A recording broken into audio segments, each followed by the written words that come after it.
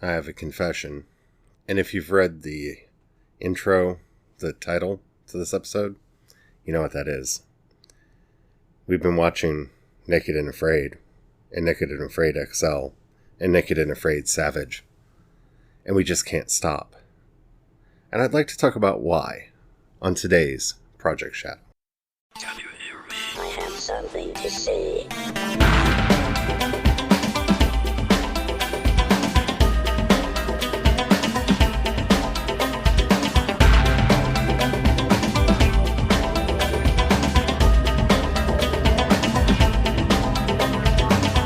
Project Shadow starts now. Hello everyone, how are you doing today? My name's Charlie. You might know me better as sci-fi fantasy writer C.E. Dorset, especially if you're reading my new book, The Chain. It's kind of new. It's up over at Project Shadow and over on Wattpad, but really Crucify My Love is my new book, and it should be available in more places now. So if you read using Kobo or Barnes & Noble or Google Play, it should be there. So there you go. So yeah, we're going to be talking about Naked and Afraid today. And if you're wanting to check out because you're like, how could I find that interesting? Please don't. I think there's actually, whether you decide to watch the show or not or have ever seen it, I think there's a valuable lesson that could be learned from this series. And that's what we're going to be talking about today. Well, before we do, if you haven't already, please take a moment to rate and review this podcast in whatever app you're listening to me on. It really does help out a lot. It tells the algorithm to share the podcast with more people. The more people that listen, the bigger the community. The bigger the community, the better the chance that we get to hang out with each other. And that is why I do this in the first place. So, hi. Okay, so let me tell you a story. A couple weeks ago, Brian and I went to shore leave out in Hunt Valley, Maryland. And, you wake up, you're in the hotel room. You go up to eat in the hotel room. You keep stuff in your cooler so you don't have to spend a lot of money going out to restaurants and whatnot. And every day we would put something on the TV so that we could, watch something while we were eating or getting ready to go down to the convention or getting ready to go to bed. And they were running a Naked and Afraid marathon on the Discovery Channel. And we just left it on in the background. We didn't think anything about it. And we didn't think we'd end up getting hooked on the series. But we did. And since we've gotten back, we have been marathoning through it on Hulu. And we've actually gotten completely caught up with the main Naked and Afraid series. And are almost caught up with Naked and Afraid XL. So if you don't know what this show is, because I didn't until I saw it, Naked and Afraid is a survival program where they take two people, generally a man and a woman, and put them out in a location where they have to survive for 21 days. They're allowed one tool each. Sometimes they're given an additional fire starter. Sometimes they're given a pot to boil water in addition. But generally speaking, one tool. And they have to provide for themselves. They have to provide shelter. They have to find their own food. They have to find their own water. They have to survive for 21 days. In XL, they send 9 to 12 people out in groups to live as a tribe on their own in some very dangerous and remote places. And I had no interest in this show because I figured a show called Naked and Afraid was going to be about, ooh, look at all the naked people and the blurry bits, and that's not what the show is. That's not what the show is at all. And what I find most fascinating about it is how they ended up, I think by accident, making a program that shows how interconnected we are with each other and with the world around us, and how much cooperation is necessary for us to make it in the world, for us to survive. And that, which seems like an accidental byproduct of the series, is to me what makes it most fascinating, because, you know, I'm all about how diversity matters and how we need to rely on each other's strengths and cover for each other's weaknesses, and how I really truly believe that we have to do things together, that there is no such thing as a self-made person. No one has ever pulled themselves up by their own bootstraps. We succeed as a group, or we fail as a group. And the failure of any one individual is the failure of us all. And this survival show just proves it every time. And I don't really want to go into recaps and stuff, but I can. If you want me to, pick a season, pick an episode, we can talk.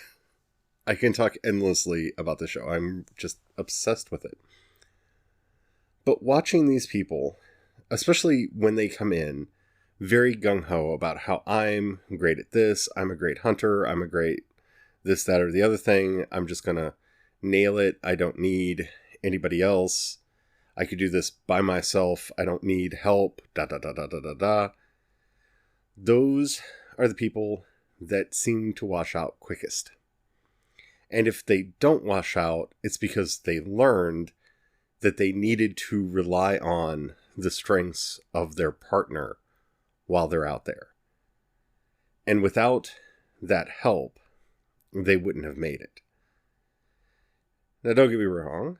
There are some people that do it on their own, because you can be tapped out medically if the medics feel that your life is in danger. If you've gotten sick or injured, the medics can pull you out. And at any time, you can give up and leave. And it's remarkable how many times that happens by the people that, if you go off of the idea of who you would expect to be able to, I'm just going to use the lingo that I despise so much, to man up and be able to take it. Those are the people that often have the biggest problems with these kinds of challenges. Sometimes it's because of their reliance on tools and not having the equipment that they are used to, and having to improvise and be able to roll with the flow and make their own fire, make their own tools is just too much for them. And sometimes it's because they really never had to face their own thoughts before.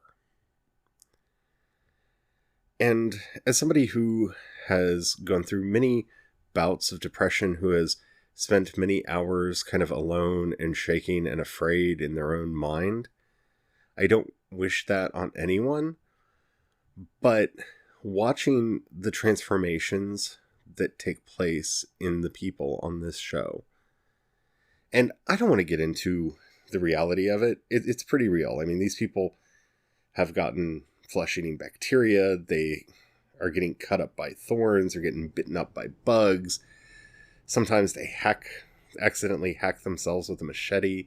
I mean, it can be gruesome as a show to watch, and I think of all this type of reality show, this series and Alone are probably the most real of them. But, oh my goodness. Seeing people have to learn to connect with other human beings without presuppositions, without carrying any of the baggage that they had prior into a survival situation, is fascinating. Because the loners just don't make it. It's one of those things that I've often said is what I find least believable about shows like The Walking Dead, is that it's the horrible people that make it and who have found themselves some semblance of power. I don't think that would be reality. I really don't. And I'm not talking about, like, warlord situations like you see in some, failed states. That's a completely different world where there's still agriculture, there's still farming, there's still the basic elements that are able to feed the warlord and his people. That's civilization. But what this show really demonstrates in some ways is that we need each other more than we ever realize.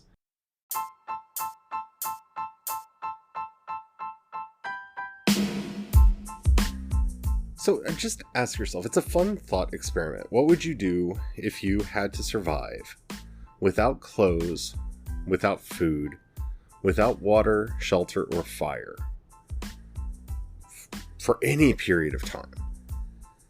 And that's, I think, what makes this challenge different from a lot of them, is that you're put back into such a primitive state that you have to start asking what our ancestors must have gone through. That you have to ask yourselves how our species managed before we had all of the technologies that we have to make life easier. Because we all came from hunter-gatherers. All of us. Agriculture, in the grand scheme of things, has not been with us all that long. Neither has animal husbandry. These are new technologies. Maybe 10,000 years? And in the history of our species, that's nothing. So prior to that, we were subsistence hunters and gatherers.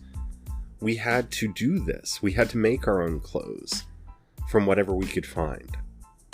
And we had to learn the ways of the animals. We had to learn what foods and fruits we could eat, and where we could acquire water, and how we could keep that water safe so we didn't poison ourselves. These are all concerns that we used to have. And I'm not like some of the survivalists on the show that think that being able to do this makes you a better person, or not knowing how to do these things makes you a bad person. And there are some people on the show that do hold beliefs like that. But it does make you realize exactly how codependent we all are on the countless people that make our lives easier without us ever knowing, without us having any clue that they're there. The people that generate the power, who build the things that generate the power, that maintain the lines to get the power to us, that grow the food, that sew the clothes, that grow the fabric, that grow the materials that the clothes are woven from, that we wear. It is a show that reminds us how interconnected and interdependent we are at all times in our lives, and how much more this is what it would really look like to be a self-made person. And you can see that with a few people that are left out there alone and have to get by with just themselves. And even then, they're not really alone. There is a doctor that could come and help them out if they need it. They still have whatever pre-made tool that they can bring that they brought into the challenge with them. So even then, they're not completely without outside help. But you see that web of interconnectedness that I'm always talking about so vividly playing out on screen in front of you as people are learning what it means to be community, what it means to live in community, what it means to live without one, what real isolation is like. It is a show that at its heart whether it means to or not, shows the importance of compassion and helping those who need it. And the basic common decency that we're always talking about on this podcast, seems like I'm always talking about on this podcast. And those are things that I would never expect to see on a show like this. There's one episode that comes to mind when I'm talking, and it takes place in Africa, and it's an older gentleman and a younger woman who is a retired police officer who had to retire because her PTSD got so bad because she worked child cases. And the things that she saw were so bad that it broke her. And watching their relationship as he kind of became the surrogate grandfather for her, as she worked through those issues out in the savannah in Africa, because she couldn't get away from her own mind. She couldn't get away from her own thoughts. There was nowhere to escape to. There was no internet. There were no television shows. There were no movies. There's no music. There's nothing to distract you. And he could have easily looked at her and said, "Why are you even here? With all this baggage that you knew was going to come out, why are you even here? This is not the place to be having these moments, these breakdowns, this really difficult emotional and psychological time." But he didn't. He saw how much she needed to see the strength in herself that she thought she had lost, and that she just needed somebody to listen and to comfort her. And together, they made it through the challenge, and she was able to face so many of her demons and make it through. They helped each other in ways that you'd expect on a survival challenge, in finding food and water and clothing and dealing with the bugs and the sunburn and all that. But also in these intangible ways of loss and emotional damage and anxiety and stress and real trauma that they brought with them to this excursion into Africa. And those moments of raw humanity were not... I never imagined being able to see something like that on a show called Naked and Afraid, because I really expected it to be a series that exploited the suffering of others, or that really, look how good you have it, at least you're not living like they are. A show that I expected to be about the worst of us. And instead, in watching it, you see those people with the selfish thoughts, with those ideas that they should make it on their own and only the strong should survive. They don't make it through the challenges. They wash out. Because when you've isolated yourself from others, when you're not able to get the comfort and the help and the support of the community that you're in, no matter how small it is, that isolation and that lack of compassion comes back to you and wears on you and tears you down to the point where you just have to leave. I never expected a show called Naked and Afraid to exhibit what real compassion looks like, what real cooperation looks like.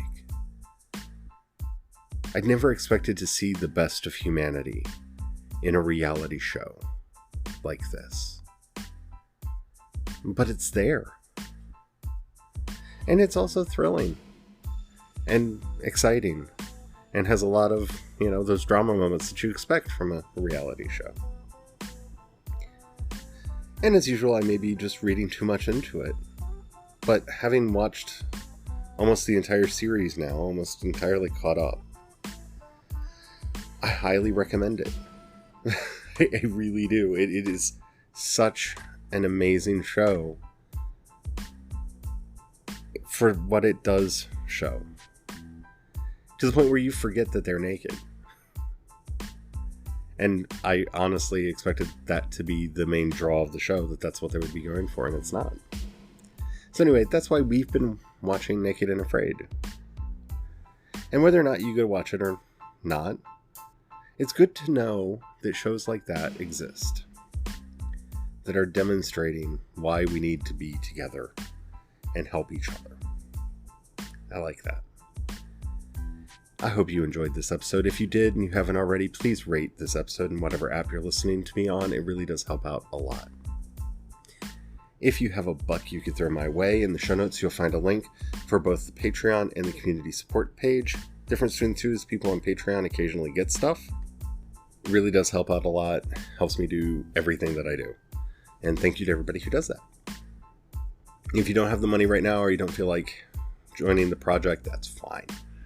But if you know somebody you think would like this podcast, do share it with them. I get it. It's a weird show, but I'm a weird person. And thank you to everybody who listens. It really does mean the world to me. If you have any questions, comments, or topics you would like to hear discussed on the show, you can either use the voice message feature, which you'll find in the show notes, or you can hit me up on Twitter or Instagram. I'm CE Dorset on both. You can also find links to everything that I do over at Project Shadow. Really am trying to get that site built up for everybody. I hope you like the show.